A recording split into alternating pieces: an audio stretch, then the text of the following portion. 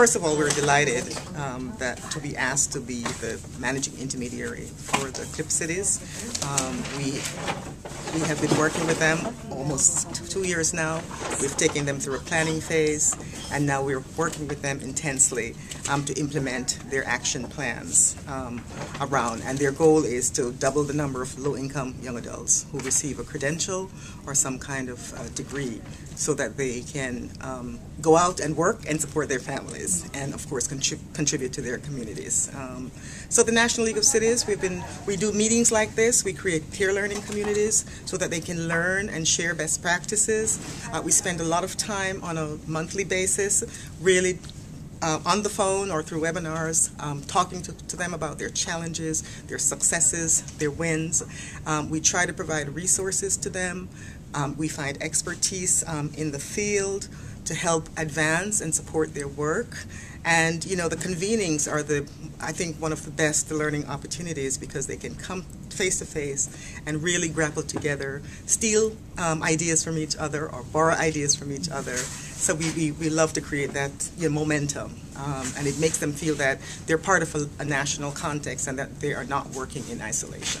What types of new partnerships or things are they trying because of the grant?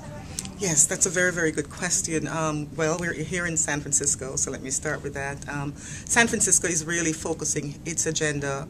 They're using the social justice agenda, because there are so many low-income kids of color who are not doing well. So they have been very targeted and very strategic in targeting this population. As you know, this city has a highly educated workforce, but the young people who are falling behind are those who are from minority communities. So their strategy, they're using that approach to really figure out how to get those young people who were born here or who came here as immigrants to really have a chance at some of the jobs. So that's the San Francisco approach.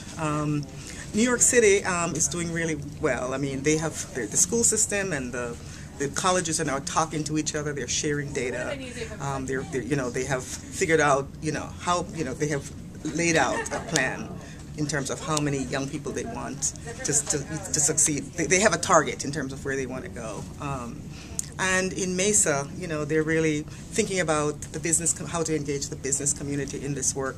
Riverside is doing the same thing. They're taking a regional approach and really, grappling with, how to make sure their young people are succeeding and getting jobs. So we're very excited about the different approaches that the cities are taking.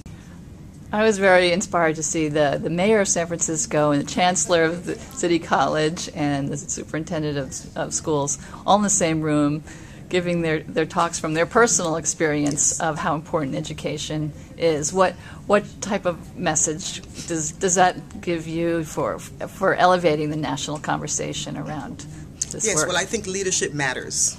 Leadership matters, and that's how this initiative is designed.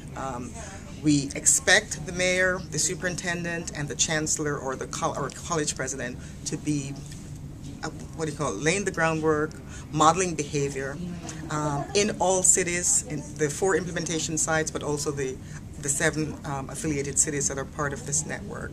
Because we think if the leadership piece is not in place, the partnership is not going to succeed, and it's just going to fall apart. So they have to set the example so that the rest of the teams can follow. And I think it elevates the conversation on the national stage, because people will listen to them if they're the top dogs in their cities and they're saying yes, completion matters. So yes, it's very important. I was very impressed yesterday